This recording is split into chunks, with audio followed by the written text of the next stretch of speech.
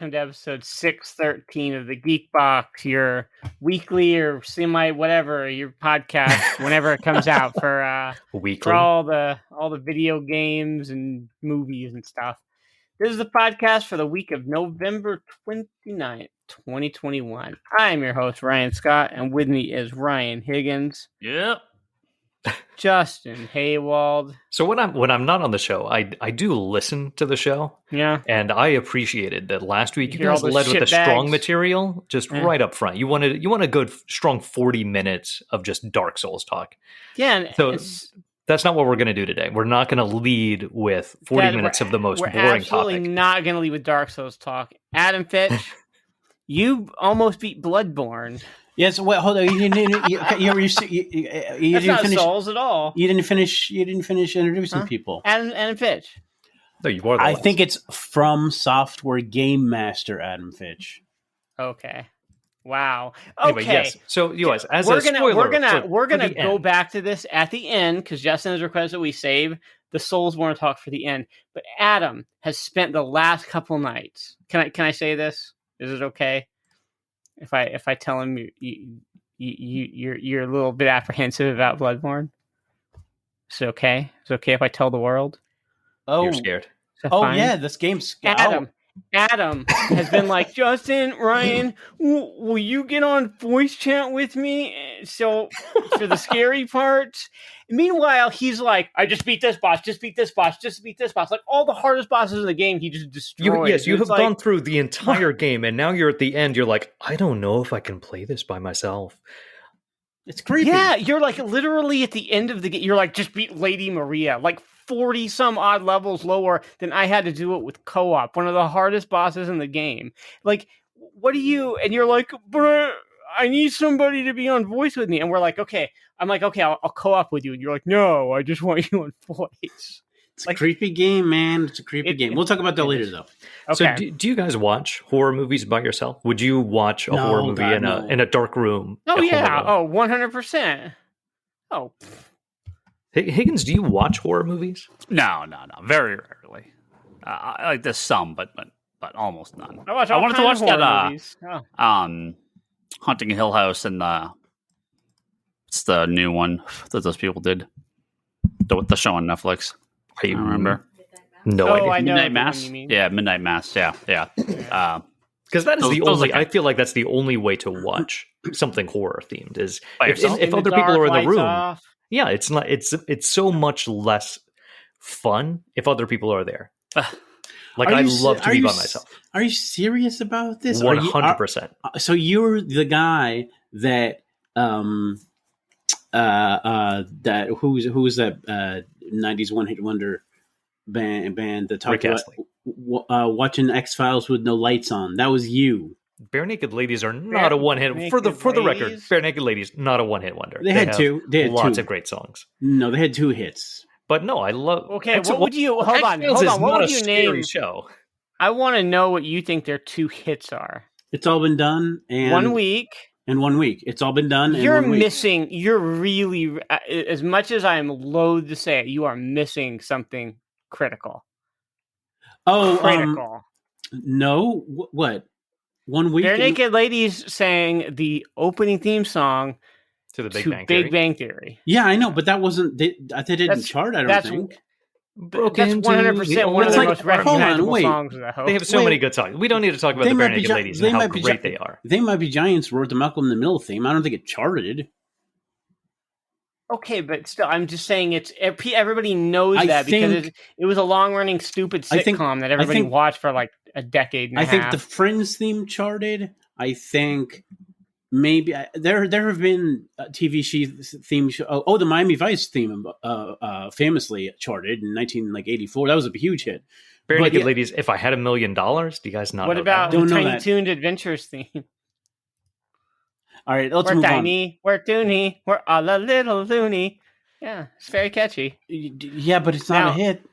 It says you. Get out. All right. So Tiny Toons Adventures introduced me to, I think that might have been the first time I heard They Might Be Giants, and that got me hooked on They Might Be Giants. Casual. casual. me, yes, a casual child who doesn't listen to lots of indie music. I was already in high school. Yeah. What are you, casual? All right, so watching horror movies alone, I do that. I've done that. I do that all the time. I have no problem with that. Yes, that is how you watch them, with the lights off at night. You can't watch it during the day. You can't watch it with the lights on. So I assume, Higgins, when you're playing Castlevania, you're playing with the lights on. Oh, terrifying. Those terrifying. That scary horror games. Ryan, I'm sorry. I have to call you out. You might be the worst person. Me? You might be the worst. The worst person. You might be the worst person. You might be the worst video game player I've ever met. You walked down those goddamn stairs. I have. No. Wait, so I saw you showed us your tweet about your arch nemesis, the downward you staircase. tweeted that, right? Well, yeah. Do you just fall and die? Okay, so I figured out how to use the stairs in Castlevania. Okay. I did too in 1987. It is a very funny clip, though, of Ryan Higgins repeatedly walking up the ledge instead of walking down the stairs. I thought it was a 4-second clip I was watching over again. Over and over again. No, it was 19 seconds long. Yeah. He couldn't figure out how to make a looping GIF, so he just had to keep doing it. And that's only the times I died that time. I've died maybe 100 or 200 times to those fucking staircases at Castlevania. So how are you so bad? So I want to bring that up because you were bitching about Mario 64, and I just started playing that, and I've already got like 27. I've already got like almost 30 stars. You said you can never beat the wait until you get to the last handful, and we'll see how confident you feel. No, but you were saying you never beat the penguin. I beat the penguin in the first try. I did not say that. You said that like 18 penguin. times. I got to curl it off a cliff. I got to one of there's a sand level with a pyramid where you have to wear the hat and you have to spin around to get in Super Mario Brothers. And I just couldn't. I was just like, and I give up. I'm just saying you're bad at video games, Higgins. Yeah. Oh, yeah. I mean, to be fair, Adam can say this because he is really good at video games. Apparently, I am. I didn't know. I think you are. Yeah, a lot of like the stuff you've gotten through in Bloodborne and all the Souls games. It's just all right. You're a savant. So Castlevania life hack. When you are trying to go down a flight of stairs, push down. No, you have to like.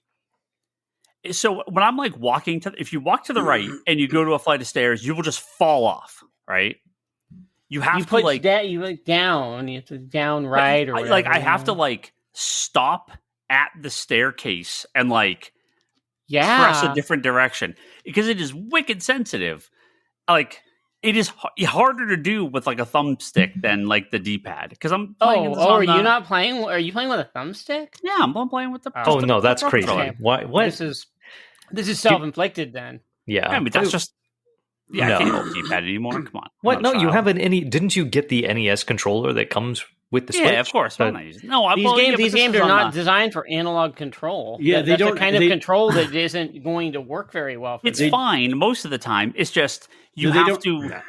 It doesn't make sense because it's literally not analog. It's digital. It's either it's being input or it's not being input. So you need to use the directional pad on an NES on the NES controller that you pre-ordered, I assume. Yeah. Well, what is it that you're using to control it? Are you using just the Pro Controller on the Switch? You want to use the Pro Controller also has a D-pad. Yeah. Yeah, I don't like the D-pad. Anyway, it doesn't matter. Like it doesn't. The input just does not work as well. So I'm like, okay, this is a self-inflicted problem. Like stop and like press it down. Like you can't do the diagonal. It won't. No, by the sounds of it, Higgins wouldn't even be able to do it, even with a fresh out of the box like. I don't think I've ever had an NES issue. Controller in 1987. No, with stairs in Castlevania. I can. It is specifically going down when it's at the bottom of a thing because you just fall off the edge of it. Anyway, I beat Castlevania 2. That's a terrible game. Just a stupid game. Just bad. First of all, you beat it with save. Well, can you save that game? Save states, yeah. Oh, yeah, no. But you save states anyway. Oh, of course, yeah. The hundreds and hundreds of save states. That game is not that hard. It's just stupid. Inscrutable. It's just not good. Yeah. The last fight with Dracula is terrible. Yeah, it's just like there's a dungeon and there's nothing there. Then you just unlock him and you beat him, and it's like, oh, cool. I beat it in like 11 days, so I got like the middle ending, and I'm like, yep, this is just not a great game. Oh God, yeah. If you what is it like? There's 3 endings. What is it like? He dies or something? Aren't they fucked up though? Like didn't they implement the endings wrong or some shit? Like if you beat it fast, you get the worst ending. And if you beat it slow, there is some screw up. To that effect, yes. Yeah, I looked up the endings after. It was just what they said, and yeah, I got like the middle one where it was like, oh, I still die, but I succumb to my wounds, but I beat them. So cool. Yeah, they're all stupid. They don't matter. Yeah. So no, my Castlevania 3, and it's harder than 1. I think I feel like it's harder. Like there's just more of it. Yeah, there's some tricky enemy placement, and I unlocked Grant, and I used him a little bit, but I didn't like him. Those secondary characters are mostly kind of a trap, if you ask me, because they take more damage, and they're just not as universally. Yeah, useful. I figure I'll beat it normally, and then I can.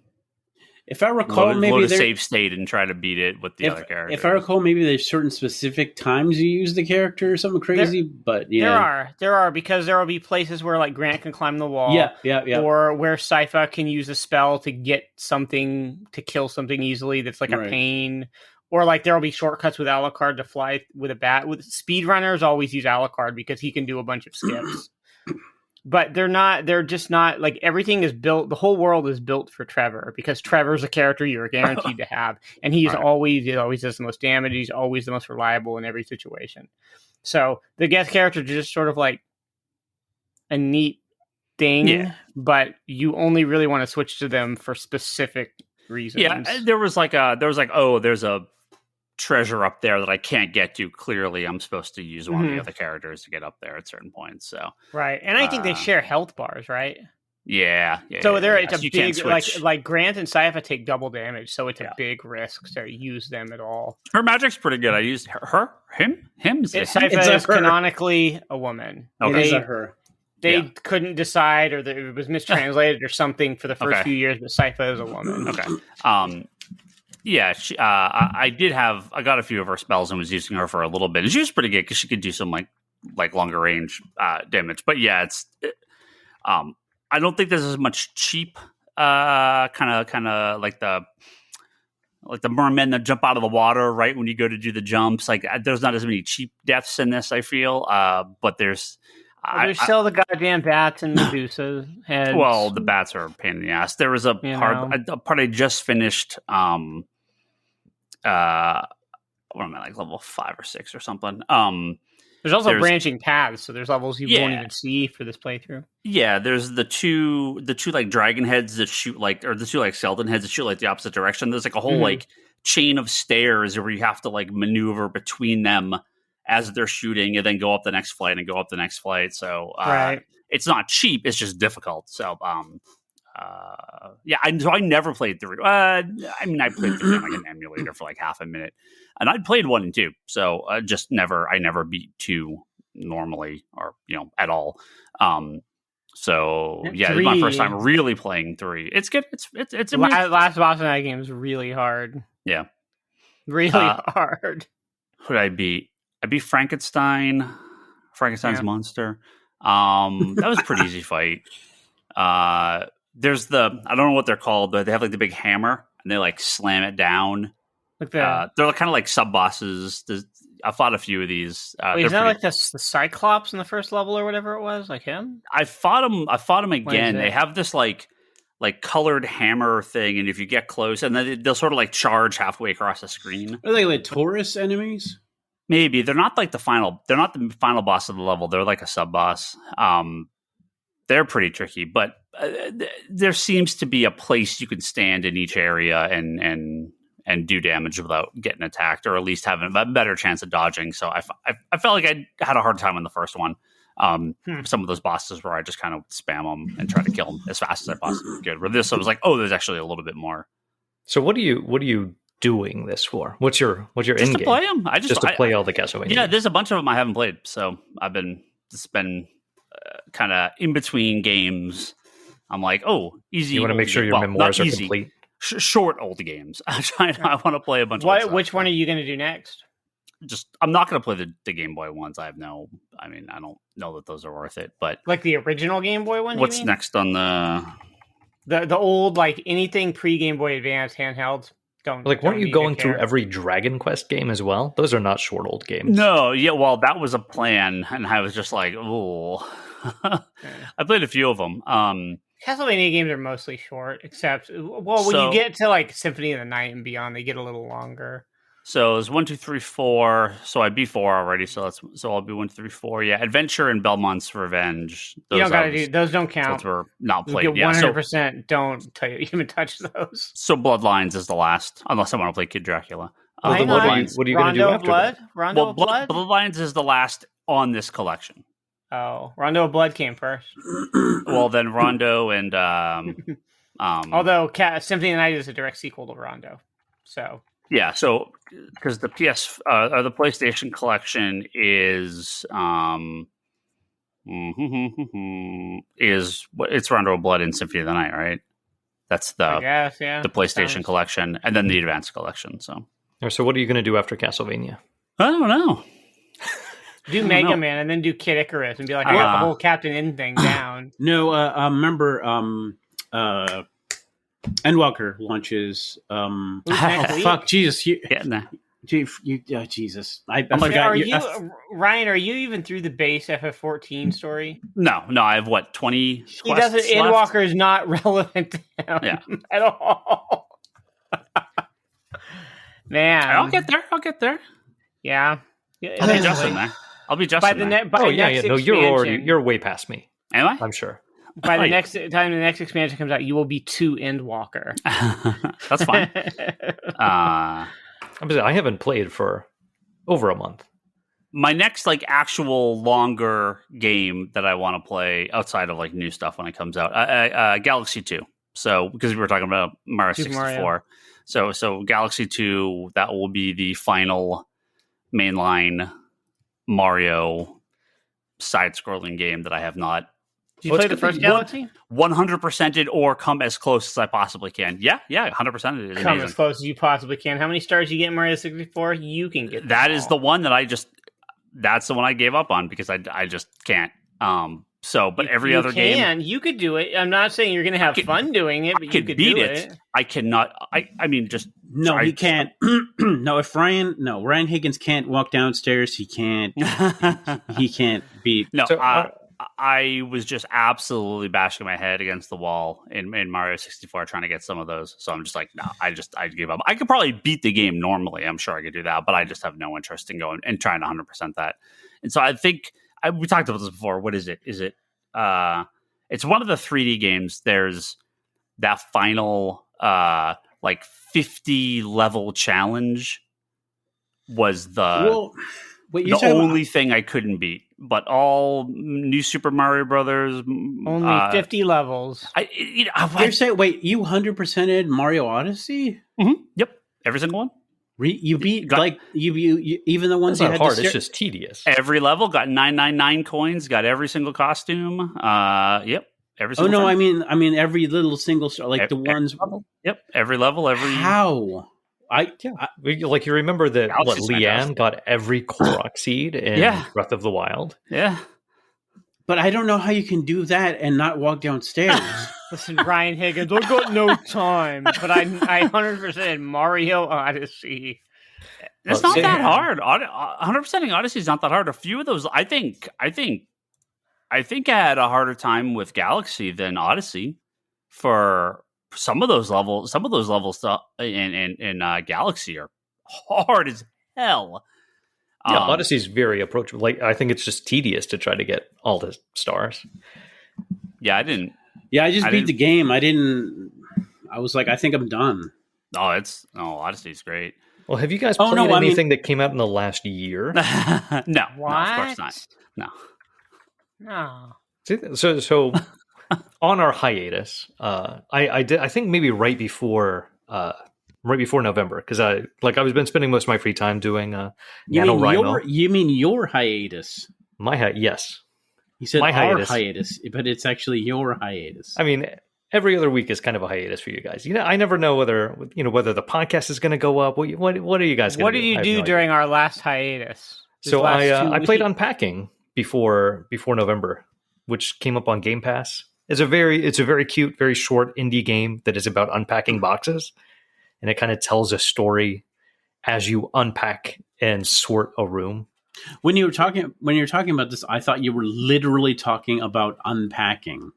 I mean, it is literally unpacking. You're in a bedroom and you have a box and you're moving into this room. So you unpack the box and you put all the little things away. Like, here's my pillow. Here's my computer. Let me put it on my desk. Next week, are you gonna play washing the dishes?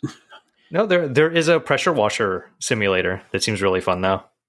Oh, I've seen that on Steam. Yeah. Now, unpacking is very sweet. Like, as you unpack things, you reveal things about your character and like what's happened in their life and kind of what's going on. It's very like this guy is a serial killer. No, it's he sweeter keeps than trophies. that. They're in this box. There's an ear. I know you guys aren't playing Halo. I played the tutorial for Halo. Yeah, I'm really bad at Halo. Are there any stairs in Halo? Don't have to worry about. There are stairs where you can just jump right up them. Okay. But then you get shot down. Vehicles you'll have a hard time with, right? I spent like an hour looking at Black Friday sales for PlayStation, and I'm just like, the couple games I care about I already have. There's not a single thing that I had any interest in. And Justin, I mean, we were talking about this online. Like, I think a combination of like Game Pass and PlayStation Plus has so many great free games. Yeah, and then you have the PlayStation 5, so you also have just like this library of games you might not have played for having a PlayStation 5. Yeah, between Game Pass and PS Plus, I'm just like, I just never need to buy, because they'll eventually come to it. By the time I have any interest in playing the game, it'll be on there at some point. I just don't care. Like, I just not buying anything. Because I'm super disconnected from that type of stuff. I love Nintendo and Game Pass definitely is the old game. Game Pass in particular, I think, is really good, just with the number of new games that come out, like Halo Infinite, Forza Horizon, which I'm not a really big Forza fan, but I played around with it a little bit because it's also something I can turn on with the kids, and it's like look, cars and racing, and it's not just blood and everybody dying. So it graphically looks really cool, but yeah, like just that access into a lot of indie games as well.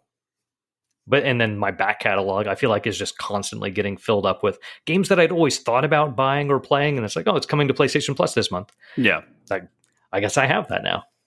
Now you can have it and not play it. Yeah. I'll get to it eventually. That's so much of my collection. It's like, that's everybody. Cool, got a thing. I mean, you were saying that for your Black Friday. You were like, I want to buy all of the, like, I can buy all these Black Friday Nintendo games, not to play. Not to play. Yeah.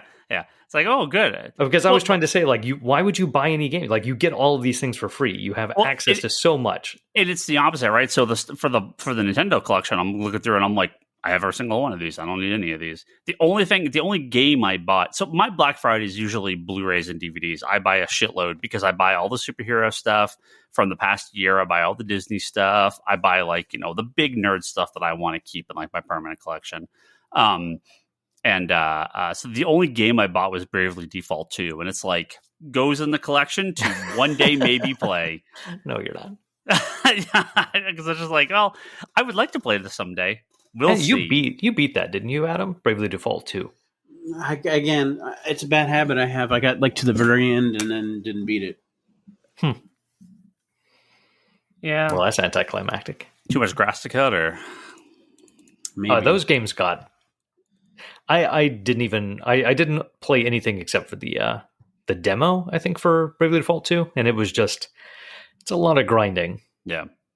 I love the ideas behind them. I just and the art, like, I love that chibi style art. Yeah. Like, I think it's one cool. day I'll be retired and I'll have so much free time and I'll have thousands of games to play. Hey man, if you want a good Final Fantasy game with a job system, Final Fantasy V Pixel Remaster just came out. Well, how are you going to fit in all of these games? Switch? Waiting for the Switch compilation. When you have so much TV to watch. They have to do one. Higgins, you don't have time to play games. Now, TV, I keep up on much more. 10 minutes a night? No. Well, that is my. So I'm working my way through Gundam. I finished the Stargate. Now my decade you're long. You're going to still Stargate be working project. your way through that when you're like 90, right? Oh, Gundam will never end. There's more. Gundam comes out faster than I can watch it. So yes, I will. This will be the project that never ends. Well, actually, if we're talking about TV, Ryan Higgins, I think both of us have watched the new Dexter. You know what? We are. What are we on? What's Dexter 4? It's the 4th episode. I think it's the 4th episode that's on right now. We like it. I actually like it. Yeah, it's good. It's not bad. I was surprised.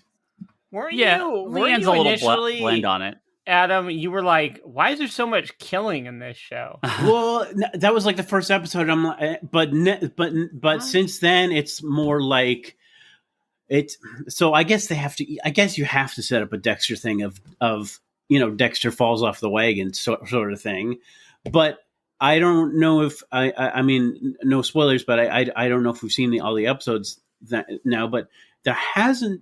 Now it's like Dexter's just trying not to get caught because After that show just went off completely off the rails. The original show, so I was very hesitant, but I'm like, whatever. I'll get through this. It's okay. It's interesting. I like his girlfriend. I like his son even. Yeah, it's mild compared to what I thought it could be. I thought it could just be like.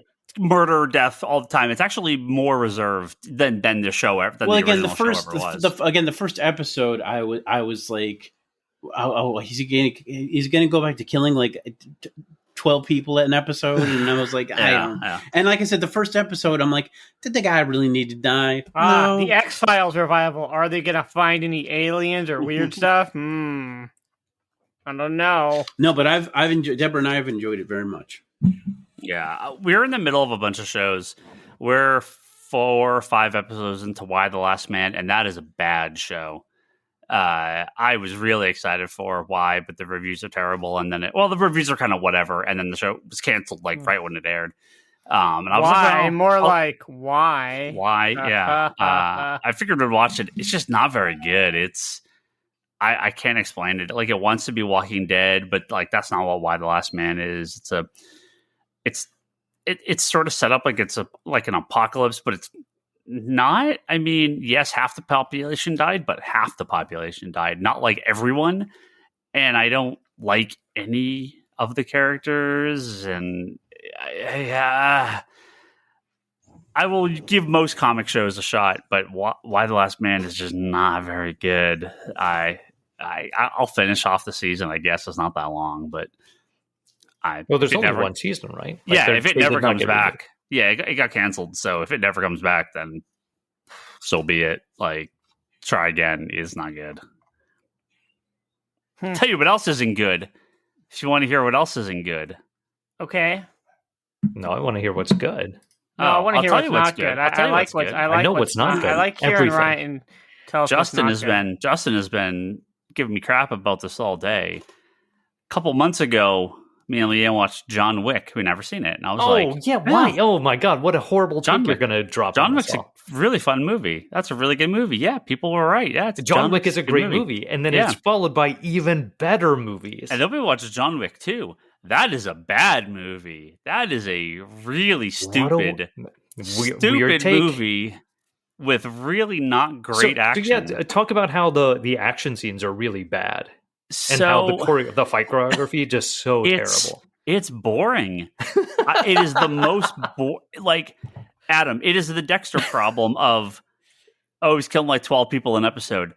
When he is just this unstoppable killing machine with this like one shot, there's no threat. He does that like it's 2 in the body, 1 in the head. It takes multiple bullets to put down a lot of people.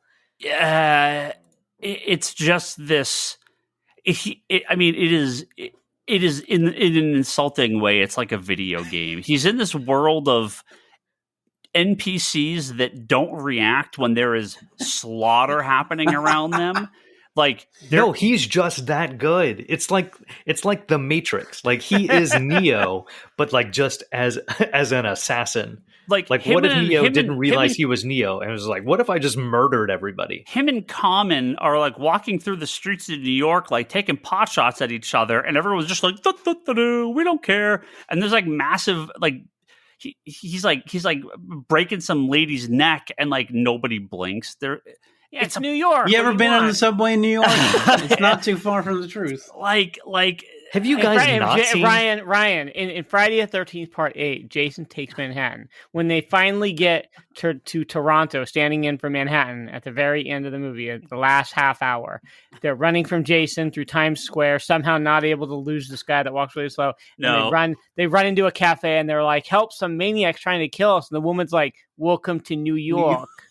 I mean, it's kind of true. That's just how it is in New York. This is not like that.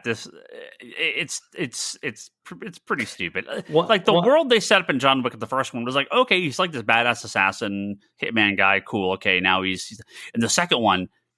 It's just so corny.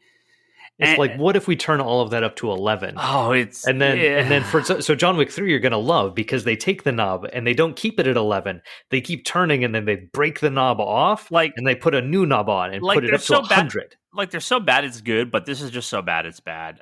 My problem. Justin is selling me on this. Seriously, it is the Fast and Furious of assassin movies. That sounds great. My problem with the action is that it's no threat to him. He is completely shattered by the end of these movies. What are you talking about? Killing mindless NPCs. It's like he doesn't break a sweat. The action is very. He is very hurt. He gets the three movies basically take place over a weekend. He is not looking good by the end of it. He gets like little cuts on his head from the sub boss, but like he's not actually getting hurt by any of these people. They'll give him a med kit in the pre-boss room. It's just bad CG. It's been so long since we've had just the worst kind of Higgins take. It's just not good. I'm more surprised that neither of the rest of you have seen this. How Adam? Yeah, I thought everyone had seen these. Yeah, somehow, yeah. I just missed these movies. This is like quintessential Keanu. But Fast and Furious. I know I've talked some crap on Fast and Furious on this podcast before. Never. I've done a complete 180 on those movies. No. Those movies are amazing. No. Everything from like Fast 5 onward. I watched Hobbs and Shaw like a week ago. That is one of the best action movies I've ever seen. Yeah, it's fun. It's fun. It's completely self-aware and knows what it is. They're ridiculous, and they do a guy who drives a motorcycle like kind of up the side of the wall and down the other side, stuff like that. Where it's just like, what insane thing is this? But it's really fun. John Wick is that, but with guns. You know when Captain America is like holding the helicopter? Remember in one of the Avengers movies or something? Remember? And he's like, The Rock does that. Yeah, it's great. The Rock he does it with multiple helicopters. He has to show up. The Rock has like a cast on his arm at one point because he's injured. But then stuff's going down. He's got to go help him, and he looks at his daughter and he's like, "Good, he's got to go to work." And he's like, and flexes out of the cast. It's awesome. I like how it's great. They went to Samoa and I don't know. That's just that was. Oh, in Hobbs and Shaw. Yeah. That was. Yeah. I don't awesome. It was great. Yeah, it was ridiculous. They have people. And it's the kind of thing where you just know, like, okay, here's the cheesy thing they're gonna say. Where somebody will be like hacking something, and there was a moment where I was watching, and I was like, oh, she just missed a golden opportunity to say I'm in, and then she was like, I'm in. Well, I thought it was funny. They were all scared. They were all scared of they were all scared of the grandma in Samoa. You know what I mean? Yeah, it was just ridiculous. His grandma's gonna mess you up. It was just ridiculous. It was just like, oh man. Do you like the Fast and Furious movies, Higgins? No, I will never watch them. No, so zero interest. I don't know if I'm remembering this correctly, but I'm pretty sure the opening of the third film starts with him murdering a bunch of people in a car. With a car. John Wick. That sounds right. Yes. Yeah. There's a movie, Ryan, where they drop cars out of a plane with parachutes. It's awesome. He's driving his car around and he Yeah, he's like in his car gets like beat the fuck in the second one because he goes there. They're like, "Oh, you stole John Wick's car. He's out of retirement. He's coming for you." And then he goes and he gets them all and he like smashes them all up with his car. And then he like opens his car door and like throws that guy against a girder or something. Like, yeah, it was fine. Like the opening was fine, but then it's like, oh, the secret world of assassins, and you got this coin and you got to kill my daughter, or you got to kill my sister, and my sister kills herself instead of getting killed by you, John Wick, because the second she sees you, she knows she's dead. Spoilers. I'm going out on my own. I'm going on my own way. And then like, oh, you have the hotel, like you have some guy that lives in the museum for some reason. And then like this, I don't know why this guy lives in like the big museum in one of the big museums in New York. I don't understand why. And you know what? Is it Neil deGrasse? Is it Neil deGrasse Tyson? No, it's some gangster. You know how Ryan? Some assassin gangster guy. Do you know how Vin Diesel lives in Fast and Furious? Does he live in his car? He lives a quarter mile at a time. Oh, there you go. Like, I don't remember the plot. Like, very vaguely. There is no plot. plot. There is the no plot. plot. Is just it's just connecting you between. He kills Batwoman, and then he puts some pencil in some guy's ear, and that's like the only interesting fight scene in the whole movie. Because the rest is just like Batwoman. Ruby Rose. Okay. She signs for some reason. Like she's deaf, apparently. And like the way he holds his gun, it's all like super weird. He's like going around corners, like. No, that's very like. So the gun handling in that movie is actually really good. That he holds it as though he does not want it to get taken away, and he is going to murder somebody. Like when you see somebody in a movie, like it's so silly in a movie, if someone's walking around and their gun is just like out and they're in one hand, or if they're holding it to their side, like that is very fake. The way John Wick holds his gun or the way Keanu Reeves holds his gun in John Wick is much more realistic. I guess it's just goofy looking. Yeah, because it is realistic. You have watched like Hong Kong movies. You have watched like real good action gunplay movies, right? Yeah, yes, I think Gun Fu is very fun. Yeah, me too. The CG muzzle shots, the fake I disagree CG with blood you on this everywhere. Like the muzzle shots are very noticeable, like they are fake, but to me that's the same thing as like a Jackie Chan movie when he punches a guy and you see this like puff of smoke. Like obviously that's fake. Like they put a little bit of smoke on their hands and feet so that when it connects you have like that extra impact, that extra this lets you know every time he fires the gun. Like you don't have something like that. I think they did. So you have like a little like an extra muzzle flare. I think they did that in Scott Pilgrim too. Like the I don't know what it's called, but like to make it look kind of like. Yeah, a little bit of powder. It gives every punching kick that little. Well, it doesn't bit of look realistic. Yeah, you're right. It doesn't look realistic. It just looks cool. Yeah, no, but on the screen, it makes it feel a lot more visceral. Like it makes it so like, oh, you connected so hard, you knocked the dust out of it. I don't necessarily know if these movies are going for realistic. Yes. I mean, they're not going for realistic in terms of like anybody who does what John Wick does would be dead. Like he gets shot a bunch of times and is like, I'm going to keep going.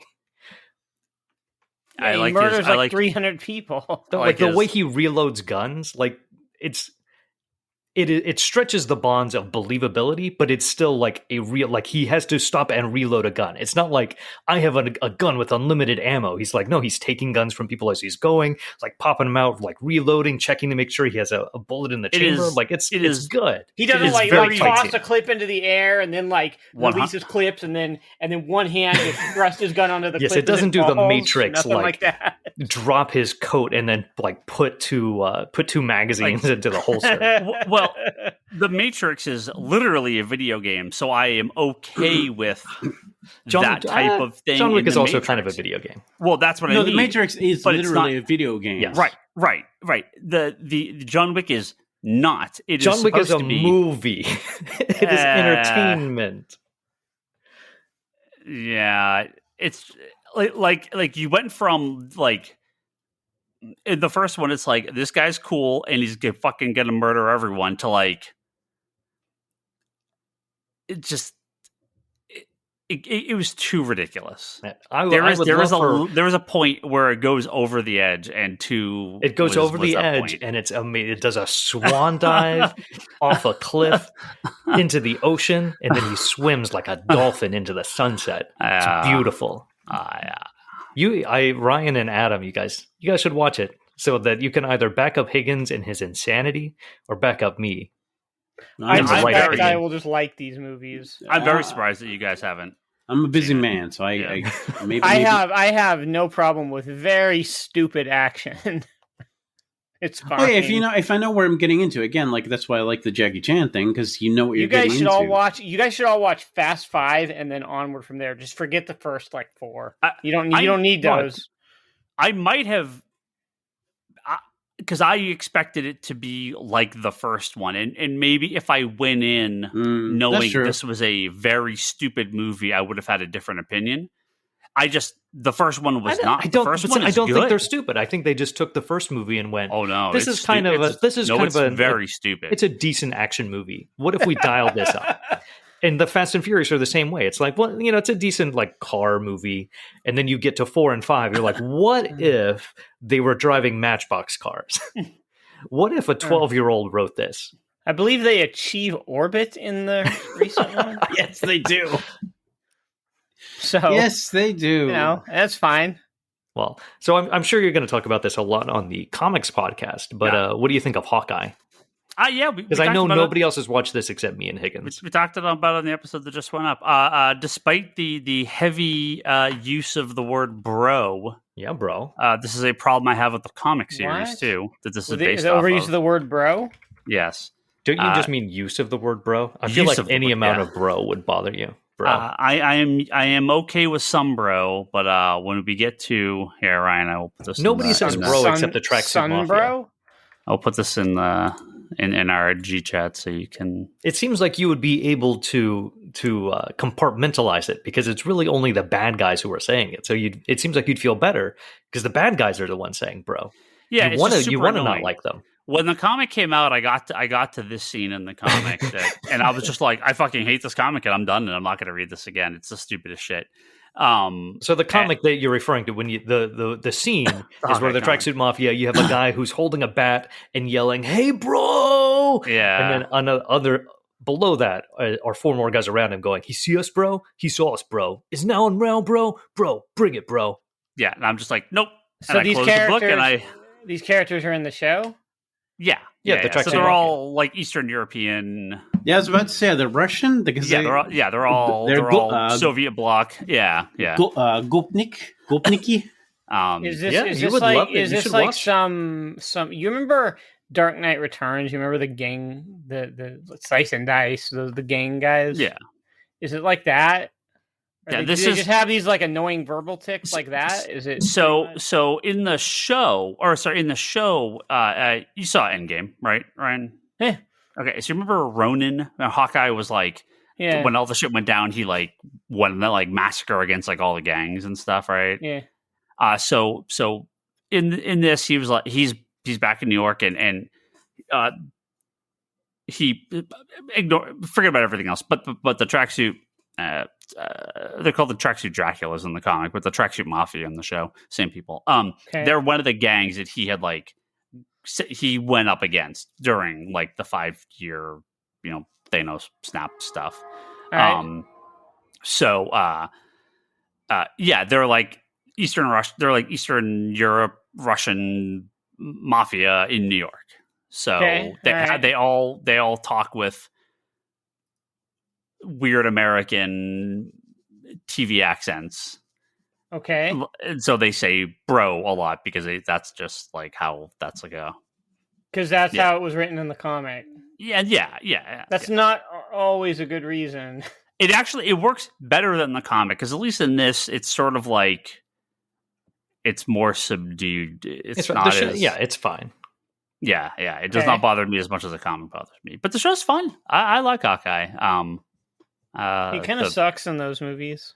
Yeah, it's what you and other people say, but I've always liked Hawkeye. He's boring. He's boring. He doesn't have a huge role in any of them, but he's they don't say Bratan. No. Maybe they do. He's too Jeremy Renner. I think is my issue. If they could just have that character, but have him not be that so much Jeremy Renner, I think it'd be better. But this is one of the a lot of the all of the Avengers are getting replaced, so this is one of the I assume at the end of this show he'll be done. That'll be the end of him being in Avengers. But we have the new Hawkeye, Kate Bishop. So he was training in the news, being like Marvel can recast me. Like that's what they're doing, dude. Yeah, Is that what the show is? Yeah, I mean except for Thor, all the original guys are gone. So yeah. Oh, wait, what about the Guardians of the Galaxy? Chris Pratt. Hulk? Oh, the original. He was already replaced. Yeah, and Guardians wasn't for the launch, one of the launch movies. Like the Avengers are all gone now except for Thor. So I assume this is the end of what they're gonna Thor Love and Thunder. They're gonna replace him too.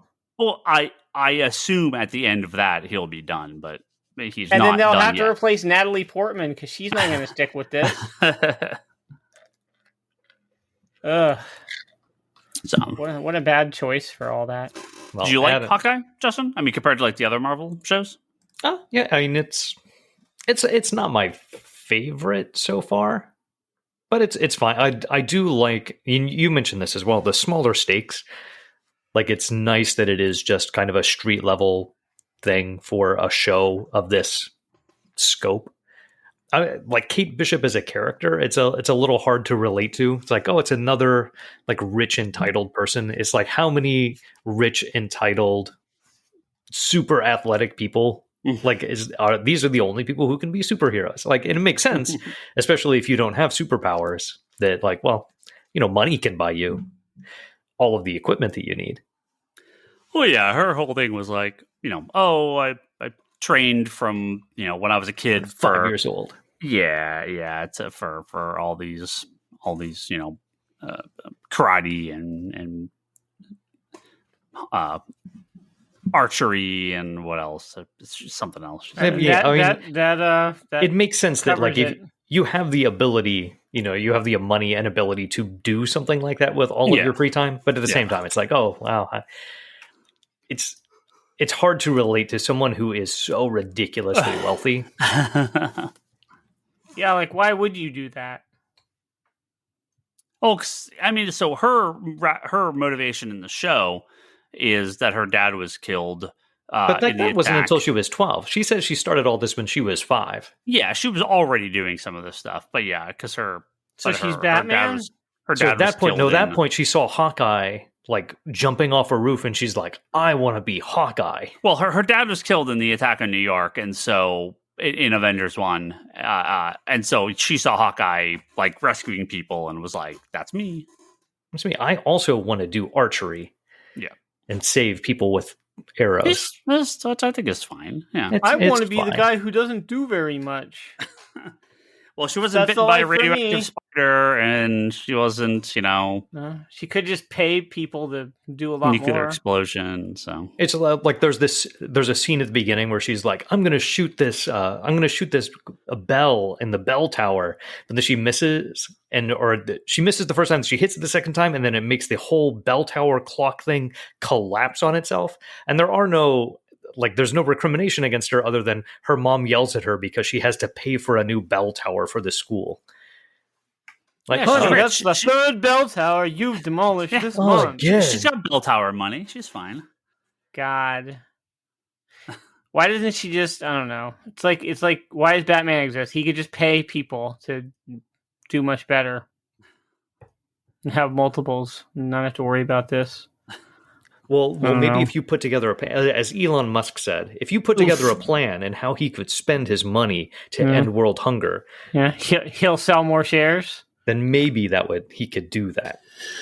Yeah, but Batman, probably could end world hunger because he spends a lot of money on toys. Yeah, where does he get those wonderful toys? Anyway, did you want to talk about Chucky? I would talk about Cowboy Bebop, but none of the rest of you guys are watching it, and you're probably not going to watch it because I don't care about that. I think me and Leanne are going to watch the first episode just to see how terrible it is, but like scale 1 to 10, it's as bad as I think it is. All right, because I the second that first trailer hit, I said, "Ooh, this looks really bad," and people are like, "No, it looks so good. It's gonna be great. It's gonna be great." Nope, I called this shit from the first trailer. I thought it looked, or from the first time we saw the stills, I was like, this looks like bad cosplay. The trailer was terrible. This is going to be a bad show. When is the last time you saw a live action adaptation of an anime that you were like, yeah, nailed it? Never. Right? That's my point. But people were like, this is going to be different. Cutie Honey is the one. This has got to be different. This is going to be the great one. Netflix, they had Netflix money behind them. I love Cowboy Bebop. Like, as someone who's not really into... Like, not that I'm not into anime. I don't watch a lot of anime. Like, that was the thing that introduced me. It's probably the thing that I have watched the most in anime. So it's hard to watch something that takes such a different view of all of the characters. And it translates the world into a kind of a visual style that works when it's an anime, when it's a cartoon, when it's like drawings. And when you try to make those drawings real and keep so much of what makes them broad. It's like like when you break theater and you put it into a movie, you have to tone everything down a lot because theater's broad. Like, you're watching a stage play. Yeah. And anime, like, it's a drawing. It's broad and huge. And when you literally make those things, it looks really weird. It's too much. So, like, you have Vicious. Like, Vicious has these like crazy eyes. You're like, oh, this looks really cool when he's drawn. And when you see the person who's trying to be vicious and he's like making googly eyes at the camera, you're like, you look weird. But my only real, I want to watch more, because I know a lot of that is just how I feel about Cowboy Bebop and bringing that over, and like, no, this is a different thing, and I want to bring that. Like, I would rather watch this as a completely separate thing, and because they've changed all of the characters' like personalities, but the fight choreography is very goofy. It's very like, it looks cheesy. It doesn't look like the cowboy. The anime makes everything look like a martial arts film. Like, you see Spike and you think of him as a Bruce Lee type character who's like really good at fighting. And this just feels like all of the punches are fake. Like, you see there's like one where he does this, like Spike does this like multiple punch to a guy in the chest, and it looks like he's just kind of like doing love pats. Like, it looks like, I don't know if it's the filming or like how it was choreographed. It just it looks very, very cheesy. And I'm going to keep watching it.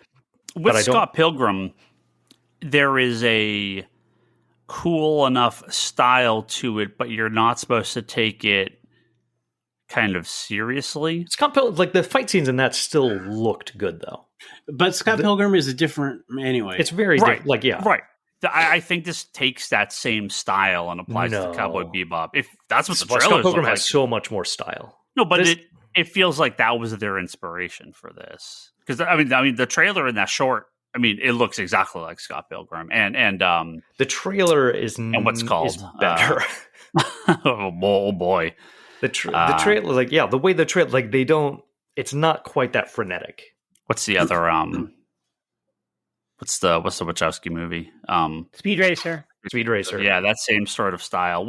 That movie's excellent. That movie is so underappreciated. Maybe that's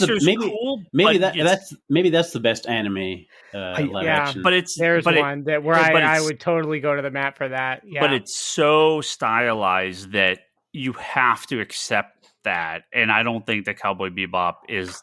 If anything, as much as I hate to agree with you, it feels like people who are in cosplay. Yeah, man, it does. You know, no big secret. Never seen Cowboy Bebop. It's good. Have you seen Samurai Rocksteady? Nope. Samurai Champloo? Nope, never seen any of those. Yeah, it's because that doesn't exist. I made it up. Samurai Champloo, yeah. Samurai Champloo. No, Samurai Rocksteady and Cowboy Bebop. There you go. Oh, I got it. You. Oh, no, so like his follow-up was actually called Samurai Champloo. I've never seen it. Oh, wait, really? From the Cowboy Bebop? From the Cowboy Bebop director. Oh, I didn't know that. Okay. Well, there you go. But a different composer. Yeah, cool. I like the music. I like the music. I mean, I know the theme. Of course, I've heard the theme. I like the theme. Yoko Kanno and the seatbelts are so good.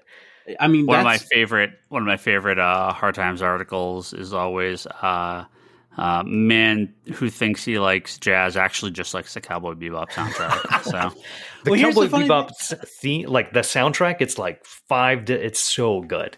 Well, here's the thing, like, because it would always come on like an Adult Swim, and they would do that opening, and then I was like, well, I don't know if it's going to get better than that, so I would just turn it off, you know?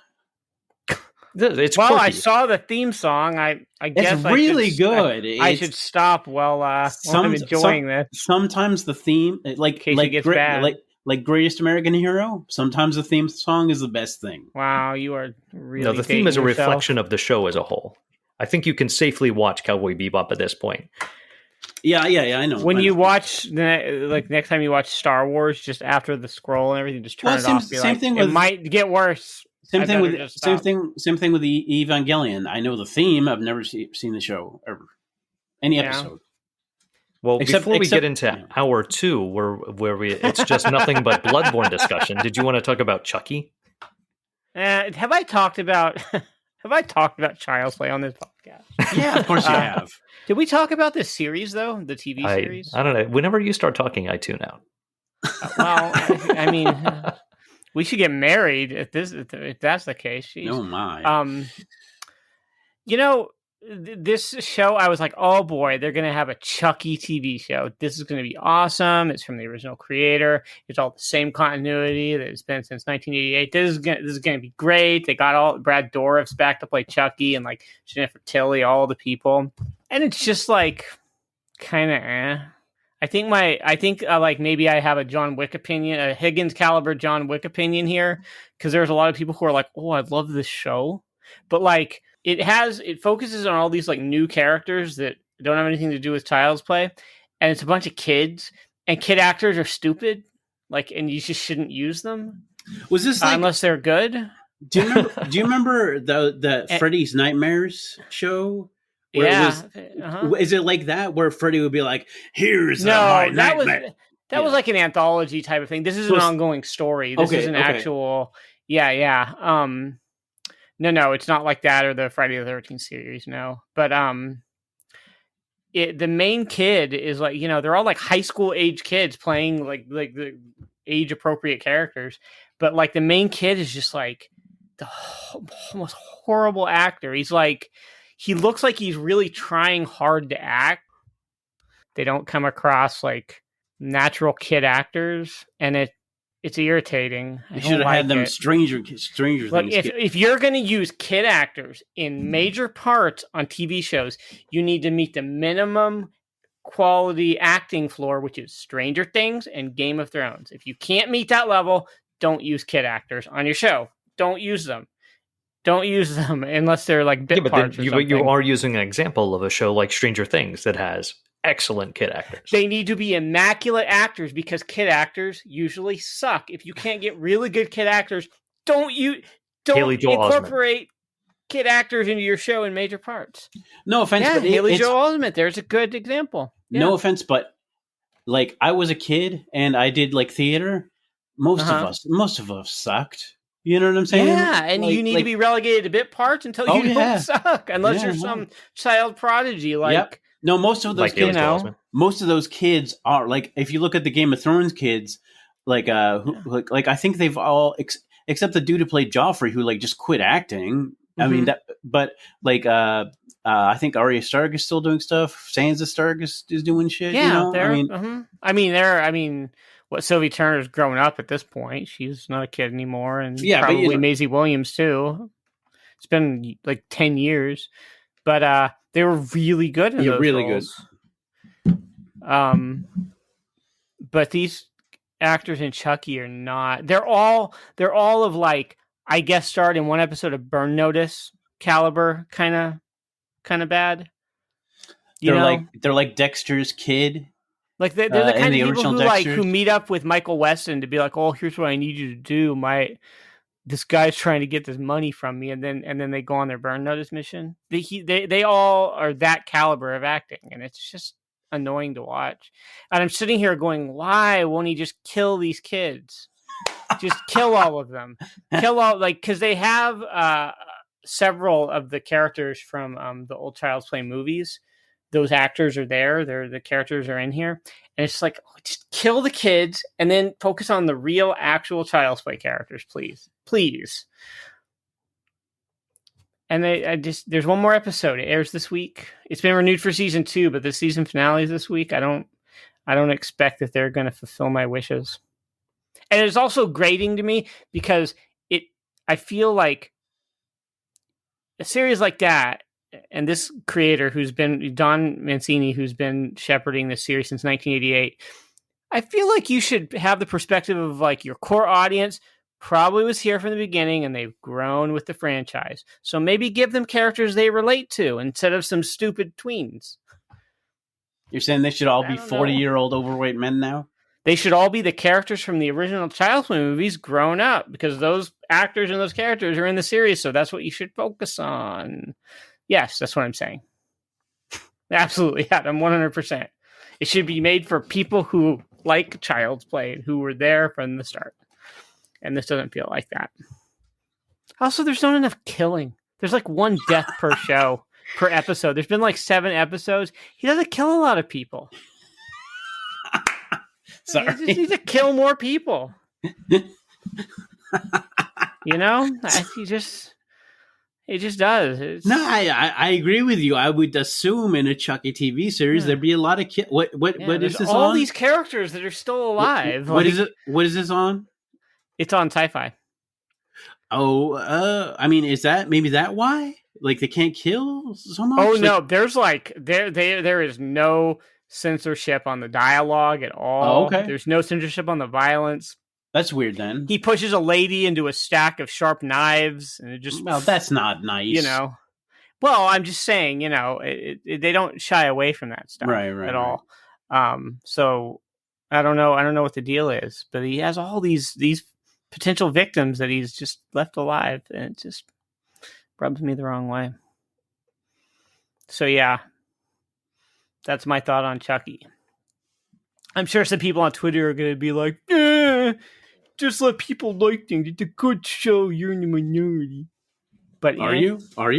Probably. There's a lot of people who are just like, I'm surprised at how good it is. Like, well, maybe are we watching the same show? Maybe they like the less killing. Well, I mean, it has a second season, so this actor, God, get rid of him. Ugh. Anyway, that's all I got to say about that. Actually, before we go into my other thing, can I talk about something I've been watching? Sure. Yeah. What have you been watching? So it's kind of related to what I've been playing, but we talked about how the world of Dark Souls was very inspired by Berserk. Berserk, yeah. Mm-hmm. The manga and they have a few anime series. Yep. So I watched all of the 1997 Berserk episodes, and boy, wow, that if everyone should watch the 1987 Berserk TV series. It's really good. Even if you fucking hate anime, watch it because is it Dark Souls? Yeah, kind of. Do they praise the sun?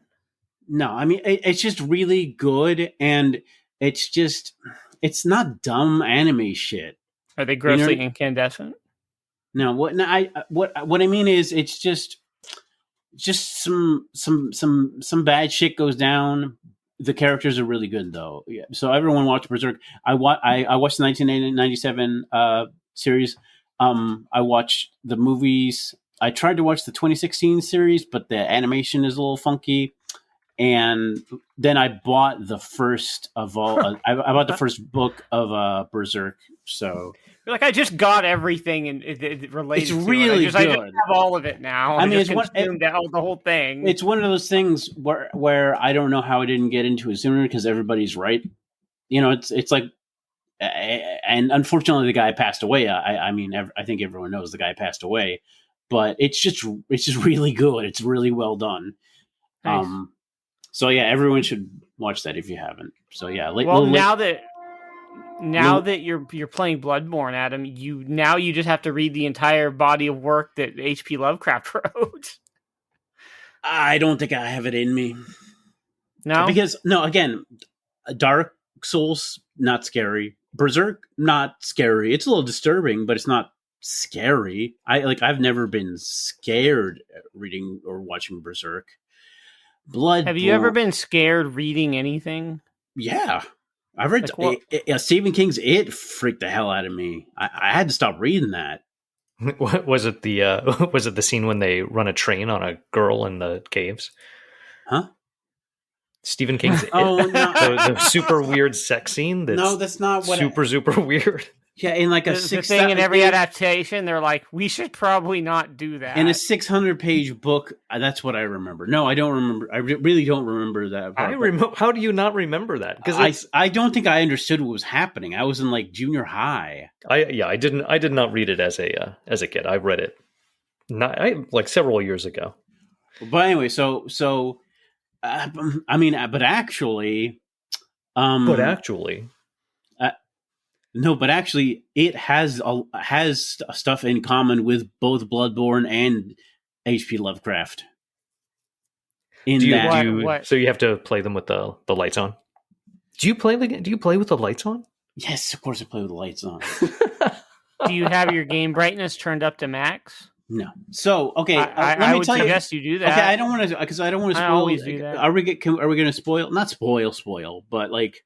Adam, this game came out in 2015. It did, but I didn't. We already spoiled the twist. We just talked about it. I didn't know the twist, so I start playing this game, and like you said, I'm like, "What is this castle? This is like some Castlevania shit." And until it's not. And then, well, first of all, I think this should be really called Dark Souls Easy Type because. This game compared to the regular. You started with this, and you were like, "This is too much for me." Because I didn't know how to play it. I didn't know how to play it, and then I came back. How many? It's taken me It took me weeks to beat Dark Souls 2. I have not been playing Bloodborne for very long. You've been burning through it, yeah. Because it's not hard.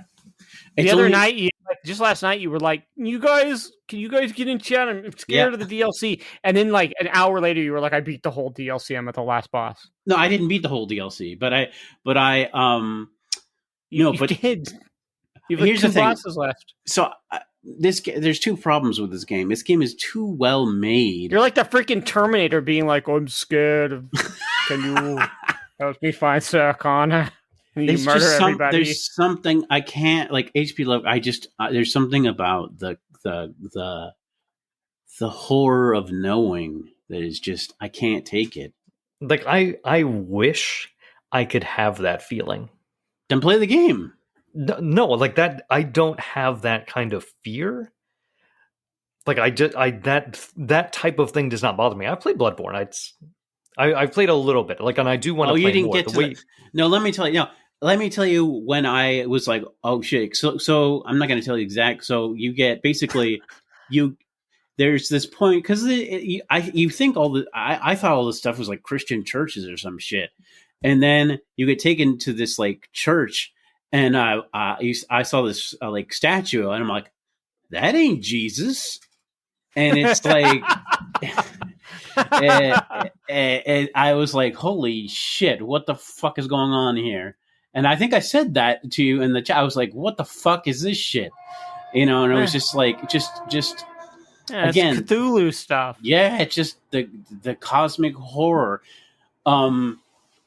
People injecting themselves with tainted blood. Well, it was interesting. Turning into werewolves. Well, again, non-Euclidean geometry. It was interesting. I was thinking. So H.P. Lovecraft was a lot of things, but I think one interesting thing about his writings is when he did them in the 1920s. So during that time, so basically, you grew up in that time, of like the church being the answer to everything. And then Einstein's like, oh, here's the theory of relativity. And then they were like, here is quantum mechanics. And basically like, Like, dude, science is the answer, brah. No, it was more like he was a cosmos. In other words, it's like, oh, there is no, the cosmos is a cold and uncaring thing, and that was basically his whole beliefs, which was, I don't think because of the time period where it happened, where that was just kind of becoming a reality for people, where people, Lovecraft was very much an atheist, very nihilistic. Yeah. Well, again, he's also the sort of guy that would have repatriated to the British if he were given the chance. But I mean, it's like, of course, there's the racist aspect to him, but I think what's interesting about, like the scary, like, again, we talked about the non-Euclidean geometry in was it Rayleigh? Well, I mean, sure, yeah, that's one example. But what I mean is that's something that like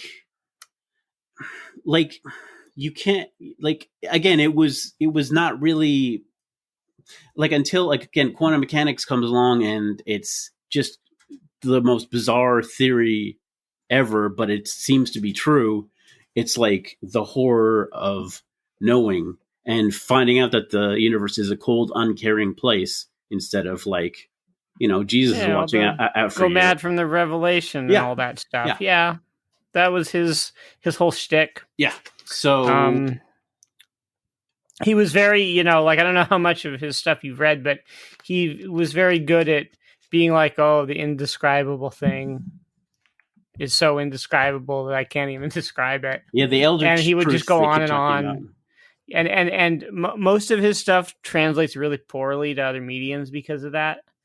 Because it's just, there's a monster, oh, it looks all gross, and that's really all it amounts to. Well, I just think this one is. I just think this thing is freaky because you're like, again, you're. Well, they took a lot of the themes, those themes, and kind of ran with it in their own direction with Bloodborne. Because you were asking, like, the other night, you were like, "Is H.P. Lovecraft, is it public domain?" Well, yeah. Well, why didn't they just use that? Because then they would have tipped their hand. It wouldn't have been a surprise to anybody. Well, I also think they have the madness very much. Like, again, I don't know that there's anyone in the game who's sane, who is left sane at this point. That's the way you're supposed to feel, though. So what changed? Why did you get to this point where, like, I'm fine with everything in the game, and now I am afraid? Oh no, I wasn't. When it turned to H.P. Lovecraft, I wasn't fine. I was like, holy shit, this is scaring the fuck out of me. So it's just the madness thing. Yeah, I don't like it. Tell me more. I have an irrational fear of spiders, but, like, I don't want to be around them. Like, spiders freak me out. If I see a spider, I will stop and I will walk away from it. It doesn't matter how small that spider is. Like, I can control it enough that if I need to, I could kill it. I don't want to. I want to leave it. There's a game on Game Pass called Kill It With Fire that is just about murdering spiders. It's not cathartic to me. It's horrible and frightening because the game is full of spiders. Like, you'll pick up a pillow and you're like you have to kill all the spiders in a room. You'll pick up and they're hiding. So, like, pick up a pillow and rotate it towards you. Like, oh, there's a spider. They don't hurt you. Like, the thing is, like, they can't hurt you. And you just find more and more ridiculous ways to kill all of them, like setting the entire house on fire or putting down C4. But what I mean, like, even you should see me killing spiders in the house. Even like overkill is the best kind of kill for. You should see me killing spiders in the house. I tell my wife, and she takes care of it for me. But, like, it'll be night. It'll be night. Everybody will be asleep, and it'll be one in the bathroom. April will just hear a bunch of, like, thud in the bathroom, and she'll be like, "What the hell are you doing?" And I'll have, like, a shoe, and I'll be like, "I had to bash it to pieces." That's just how it had to go. Sorry, but I think like, Deborah's seen me play Dark Souls and other games. She was kind of disturbed by the imagery in this game. Like, there's a lot of gross, like, creepy stuff. Yeah, creepy. There's a lot of super creepy stuff in that game. And, like, it's very like moist. Yeah. All the like gooey blood everywhere. It's so if it didn't have, if it was just another Dark Souls game, I would already beat it, because this game's hella easy. Well, you followed my build advice, which is like the build. It rewards a certain type of character build pretty disproportionately, and everything is very streamlined in this game, and you're using a really powerful weapon. Well, I would use that anyway, because it's the same. The Zweihander type weapon. A lot of people would argue that's the strongest weapon in the game. The Ludwig's Holy Blade. Well, because I don't even bother using the parry shit. I just dodge, and I never did either. Mostly because I'm bad at doing that. But yeah. So this game is easier than Dark Souls in that, like, you can get you get your energy back by attacking, basically. Yeah, you know what I mean. The rally mechanic is really really strong. And once you realize how powerful that is, and you're like, I should respond to getting hit by going on the offensive, hitting, which you can't do in Dark Souls. No, and like Dark Souls is basically very defensive. Yeah, and in this they're like, you don't get to do that.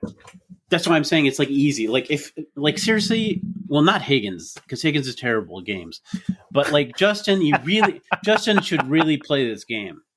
Actually, Brian, I think you would like this game. Like, I think you would like the story of this game. Pretend it's a Castlevania game. I think Ryan Higgins. I've heard this one's not as you're very different. You're goth. You got to be into Lovecraft, right? No, I've heard it's pretty good. Yeah, no, the story's very good. But like I said, what is happening? Okay, describe the story of Bloodborne? Tell me in one sentence what the story of Bloodborne is about. Wikipedia describes the story as.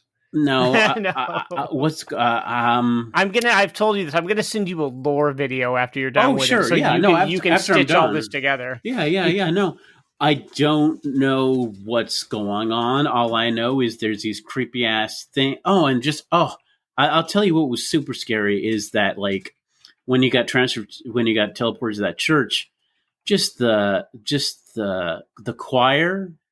Just the horror. Do you know what I'm talking about? Like when the bag man gets you and you go to like Hypogea jail. Yeah, and it's like the choir is singing in the background. It's just so but it's not like it's like a dissonant choir. Yeah. It's not like a Christmas choir, church choir. Like I said, it ain't no Jesus choir. It's creepy. It's creepy as fuck. Yeah. And it's just not. And it's unsettling in the ways it uses madness as like a quantifiable game mechanic. Yeah, and I'm not like I said, if it wasn't for my phobia, I probably would have already beaten this game. But I just now you just got to beat. You got like 2 more DLC bosses. Yeah, I got 2 DLC bosses, and I think 2 main. And then you have 2 bosses at the end of the game. Yeah, and I'm sure since I shouldn't have an issue with the main with the story bosses, because they're not that hard. No, but I mean, I think given like how well you've done with everything else, I think you should be able to handle. No, because I've got to level up my guy I've got to level up my gal to get to a high enough level so I can do enough damage to the last 2 DLC bosses. The last DLC boss is really hard. It's really hard. Yeah, I mean, it was. Well, it's one of the hardest bosses in the series for sure. It was more that I can tell, again, because I've played these games, I can usually tell what I need how much damage I need to be doing. And I'm like, I'm not doing enough damage to this fight is going on too long. I will say that the least scariest place was at Canehurst Castle. That is like straight up Castlevania shit. Like that's like the remember the Painted World from Dark Souls 1? Mm-hmm. It's sort of the Painted World equivalent. That area feels like a lost vestige from when this game was like something else. Yeah. And they had finished that area and were like, it doesn't fit anymore, but let's just put it in somewhere. It feels like a different game almost. It really does. There's the enemies, like they're not. It definitely feels like a Castlevania. It really kind does. Of thing, but the boss in that area, when I'm like, I beat what's his name? Martyr Ligarius. Yeah. You're like, I'm like, I beat Martyr Ligarius. Yeah. Like, what the fuck? Like that dude's so hard. He's like I think that's the hardest boss in the game. Well, because I beat him, like, again, I like all the stuff you've said you've had to use. You're like, no sweat, I beat him. I'm good at games. No, I didn't say he was easy, but I beat him. Adam looked at me and he's like, what are you, a casual? I was joking. No, so again, I have different tactics. So I have used the saw if I need to quickly. Leatherface. If I need to do a lot of quick damage, I will use the saw against bosses, but otherwise I just use my Zweihander. But sometimes it's not fast enough for certain bosses. Yeah. So I've used the. I had to use the saw. I'd use the saw against Ludwig, and you didn't use Ludwig's holy blade against Ludwig. It just wasn't fast enough. It just wasn't kill him fast with enough. His own sword. Sometimes, I mean, sometimes you need to. It's again, I figured these games out, and I really like them. Actually, like this is a really good game. Yeah. If this was the first, like if I'd figured out this game, I think I would have enjoyed it more. But I'm glad I actually played the first Dark Souls game because it got me, like it really got me to understand the. Wait till you'll really have fun with Dark Souls 3 because it takes a lot of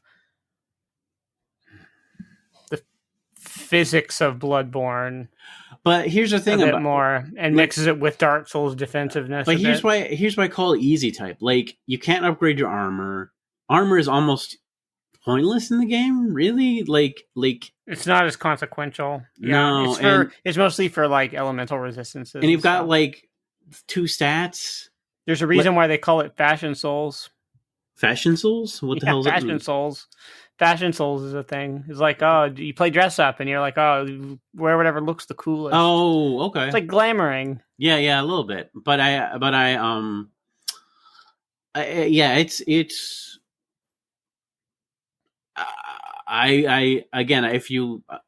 think this game is easy enough for people who can't beat Dark Souls, which have explained.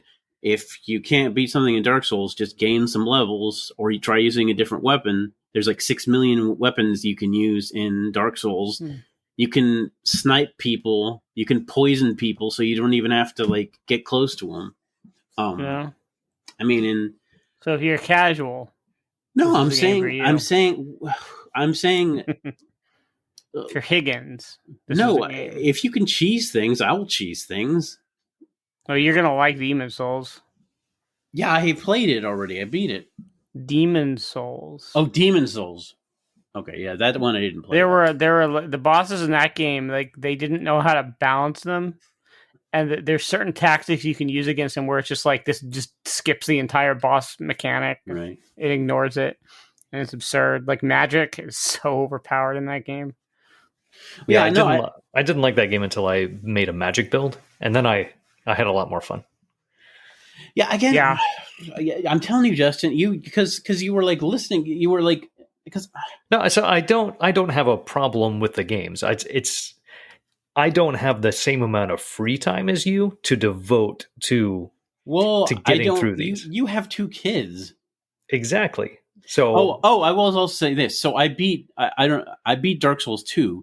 So Dark Souls 2 is not very good. I mean, it's not bad. Hey, it's good. It's just not. It's a good game. It's just not up to that lofty standard. Bloodborne is a very, very good game. I love the lore. Like I love the look and the feel of the games. I just don't have the time to get through to learn. Like so I beat Metroid Dread recently, which was just very frustrating. Because I feel like I know what I'm doing. I'm getting to a point. It's like, I just have to memorize what this boss's pattern is. and it's just an amount of time I don't want to. Not that I can't do it. It's just an amount of time I don't want to spend, especially stretched out over a Dark Souls or a Bloodborne time frame. I want to get to it eventually. Yeah, but you can maybe when I have more free time. You can level up. You can't level up in Metroid. You can, like, again, if you really want to, like, make it easier, you can just keep gaining levels. I mean, yes, it makes it easy, but it still takes time. My problem is not an investment of skill. It's an investment of a 40-hour game will take over like several months. Okay, I mean, listen, that's your fault for having 2 kids. Yeah, it's your problem, That's Justin. my problem for having kids and a family and wanting to spend Get time over with it. them. Quit sleeping and play video games, Justin. Tell your kids to fend for themselves. You got Bloodborne to play. Oh, speaking of, that's what we're telling you. I saw some thread, I guess it's a few months old, but some 5-year-old kid beat Bloodborne. But first of all, I said, I don't think it's appropriate for a 5-year-old kid to be playing. Like, that would scar me for life. They don't understand a lot of what's going on. Dumbasses. Kids are dumb. They're so dumb. They don't know anything. It's fine. I was watching horror movies when I was like 8. And you turned out fine. Yeah, just look at how I turned out. Yeah, no problem. No problem there. Anyway, so yeah, I should beat this in the next couple of days, and then I'm looking forward to. Oh hell, you're gonna beat this tonight. Maybe you're gonna hang up here, and then you're gonna go. It might, but again, you're gonna go beat the Orphan of Kos, or some say Cosm. Some say Cosm. Say Cosm. You know what? That was like the least scary part of the game. What was that dude just talking at you? Oh, Mikolash. It was like funny to me. It's sort of like a weird, like Looney Tunes fight because he's like, he shows up and he's like, Kos, or some say Cosm, and then he just prances off and he jumps in like a mirror and he's just running around like, oh, and you're like chasing him. It's a little bit of a weird. It feels like a fight that isn't what they never finished. I think because it's an odd fight. Except because a lot of the scary stuff is unspoken, or the scariest thing to the mind is the unknown. When you got some guy just blabbing like, you got like Neil deGrasse Tyson here talking about, so the cosmos was formed in the very early. It's like, come on, dude, this ain't scary. I mean, the stuff he's babbling about, this like cause and cosm, they never explain it. They never you're like, what's up with that? And they just never follow up. Right. You're just I guess that guy was crazy. Well, again, I think, he just like downloaded himself into some weird Matrix nightmare, and now I'm killing him for real, right. And then I have to go kill God. So basically, that's the game. But the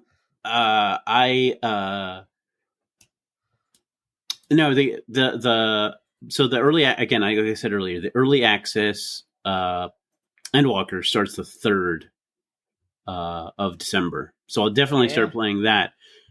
And I get party up, guys. Well, I'll play it with you, Ryan, but nobody else. But I mean, I'll play. Yeah, Higgins and I not invited.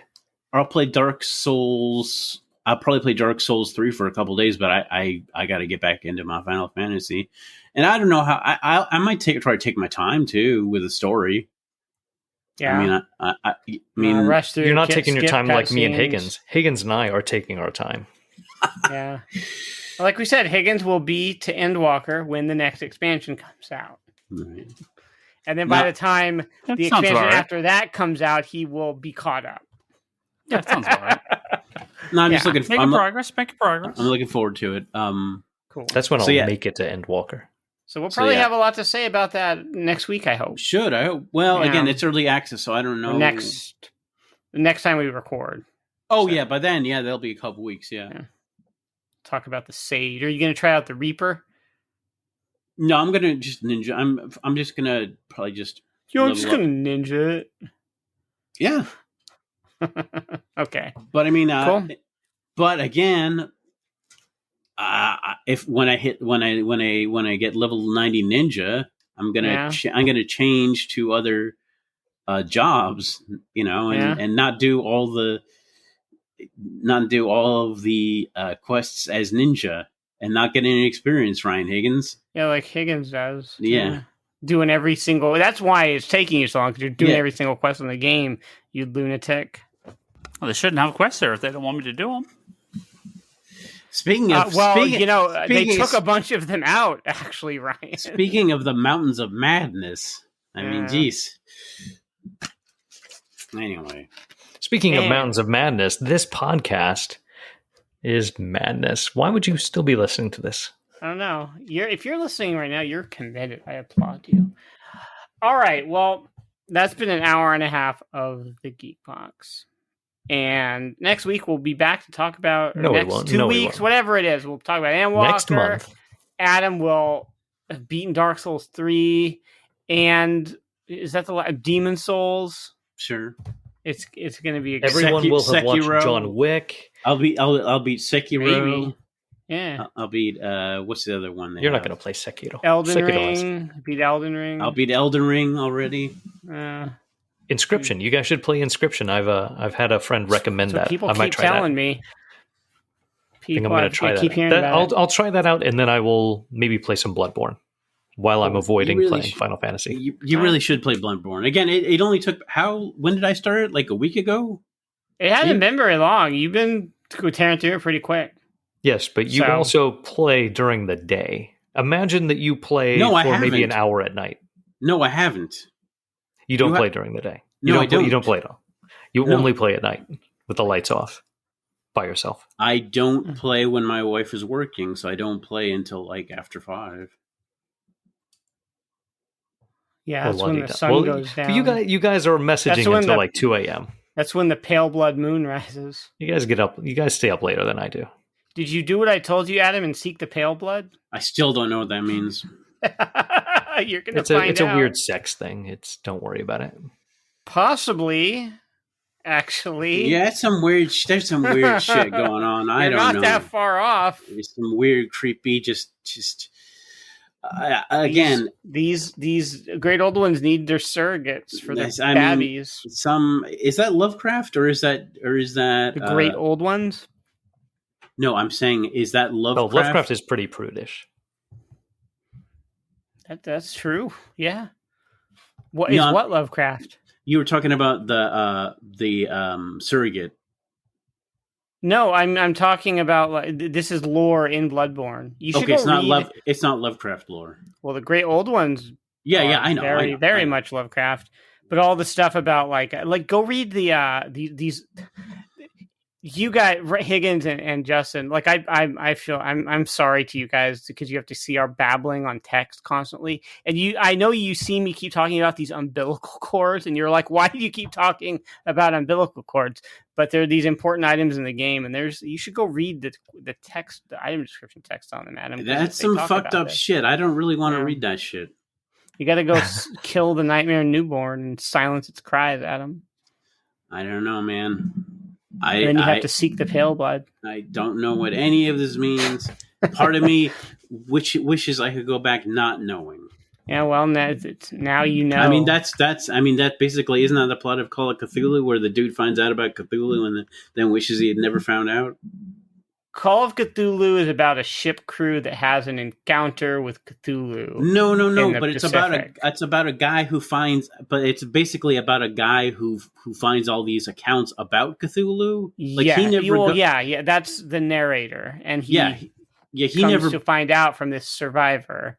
Yeah, what happened? Like he basically never sees Cthulhu, but he is like, but he knows. Yeah, and he's like going crazy or something like that. Yeah. Anyway. Call of Cthulhu, very overrated story, very boring. Really? Absolutely not a story I would recommend as like an introduction to Lovecraft. No. It somehow took hold and became like his most famous story. I don't know why. No, because it establishes the Cthulhu, that's not even something that he really. That's something everybody else made up after. Yeah, so it's the thing that other people have latched onto. Yeah, H.P. Lovecraft never even really considered Cthulhu particularly important in his stories. Because the whole thing of, again, the Lovecraftian thing is not knowing what's actually going on. So the more you know, the more you know, the crazier you get. No, so in other words, everybody should be crazy knowing all of the names of the old ones and all that stuff. Well, the thing with Lovecraftian stuff is that anything foreign and outside, like it's all just it's all a metaphor for foreign people. Yeah. And he has some pretty bad ways of describing them. Read Call of Cthulhu, you'll read some of them. That's like, so the extended universe, the things people have created around it, I think are much more interesting. Yeah. And go to darker and easier to read, more fun to read places. Yeah. A lot of the stuff was sort of like organized and into this mythos by people who came after him. Right. And even some of like the adaptations, like if you go read or if you go watch like the Color Out of Space movie adaptation with Nick Cage, it's like, wow, there's 2 women in this. Lovecraft hold on. Rolling in his grave. I'm sorry, like if that would probably be the only Lovecraft thing I could watch because Nick Cage is in it, so it just seemed goofy the whole time. You know what I mean? He will seem very goofy to you. He does. His whole, when he goes crazy, it's like a Trump impression that he does. Like 100%. It's what he's doing. How can you tell if a Nick Cage character goes crazy? Like he's doing a Trump impression. Well, anyway, you should watch Mandy. You want to see crazy Nick Cage? You should watch Mandy. That's a what the hell were we watching? Deborah and I were watching something with Nick Cage, and I just couldn't take it seriously because there's Nick Cage being Nick Cage in it, and I was just like, "That's great, though." Yeah, yes, not Nick Cage if it's just plays Nick Cage. Not if it's a serious movie. Like if it's like a serious horror movie, like you don't. What's a serious movie with Nick Cage? No, a serious horror movie. Yeah, like Nick Cage just plays Nick Cage anymore. Like for the last 15 years. Wow, I have to steal the Declaration of Independence today. There's nothing serious. No, I'm getting married to Sarah Jessica Parker. Anyway, that's a good impression. It is actually. Anyway, Bloodborne, some scary shit. All right. On that note, thanks for listening if you've made it this far. That includes you, Justin Haywald and Ryan Higgins. I'm tired. If you like this podcast, you can find more at all the usual places. Apple Podcasts, Google Podcasts, Spotify, geekbox.net. Go listen to all of them. And become our patron at patreon.com/geekbox. Kick us a couple bucks, get some bonus content, ask us some questions. We'll answer them when we have time and aren't yammering excessively about Soulsborne games. Super special thanks to our executive producer, Ben Burkhalter, as well as everyone else who supports us. We appreciate it. You can join our community at facebook.com/groups/geekbox and at discord.geekbox.net. And you can also follow all of us on Twitter, or most of us anyway. I'm at Rydog. Higgins is at Ryan Higgins Ryan when he isn't being banned for saying something crazy. It's only happened twice now. Three of us are on there. 3 of us are on there, and one of us tweets. So. Yeah, and hey, I tweet. Hey, I tweet. Don't? Yeah, I do. Sometimes. Social media sucks. I'm telling you this under duress. Okay, follow us on Twitter. I'll go back to social media Justin Haywald someday. Huh? Your last tweet was November 17th. That's fine. It's like that's not you're not on Twitter. Every couple weeks is fine. It's fine. I'm not retweeting 17 things an hour, Ryan. Also, if anybody wants to chat with me as I try to get through Bloodborne, please be my guest. You have 4 bosses left to go, unless you're going to do the Chalice dungeons, and then you're done. Oh, I don't think I can do the Chalice dungeons. Too creepy. Did you try any? Yeah, they're easy. Okay, we'll talk about this later. Okay. You can follow me at Twitch TV/geekboxing and YouTube.com/geekboxing, where I don't do anything, but follow me anyway. It makes me feel really good. And you can listen to our other podcasts. Ryan, you do Comic Conspiracy. That's the one you do. And you talk about the comic books and the Hawkeye. And you know what we talked about this week? The Hawkeye. Death of Graffiti Designs, the t-shirt company. They're gone. Graffiti design? Make all the awesome comic book t-shirts? Oh. They're gone. What? Very Sucks, sad. I guess. Very sad. I'm sure other t-shirt companies will make awesome comic shirts. Not as good as they do. Bazinga. Well, if they were so good, why are they gone? Yeah, that's what I thought. I don't know. I have no idea what happened. Yeah, they couldn't sustain a business. That's what happened. You can listen to the comedy button, where I play a cartoon version of myself, and you can go listen to our friends over at Good Job Brain. Hear some interesting trivia. Hey Ryan, maybe we could do a stream where I play the game and you are the co-op, because you were talking about. But just I actually play the Bloodborne, but you just stream it and keep me company, so I don't get scared. What we could do? You know what we could do? We could just co-op New Game Plus together, all of it. Because I've never done New Game Plus. But yeah, but I don't want your help. So anyway. We'll see. But after we'll you see. Finish the game, we do New Game Plus together. Well, maybe. We'll see. Maybe. Yeah. We'll see. We could take my level 200 character and we'll, kick ass. It'll be good. And so I won't get scared. Yeah, so you won't get scared. You've seen everything. What is there to be scared of? You've conquered. You've demolished. Again, the scariest thing to the mind is the unknown. I still don't know what's going on in this game. It's creepy. I told you what's going on. No, you had to go kill a demon baby, which you did. I don't think that's a demon. Yeah, it is. All right. That's it. Thanks for listening. See you next time. Goodbye.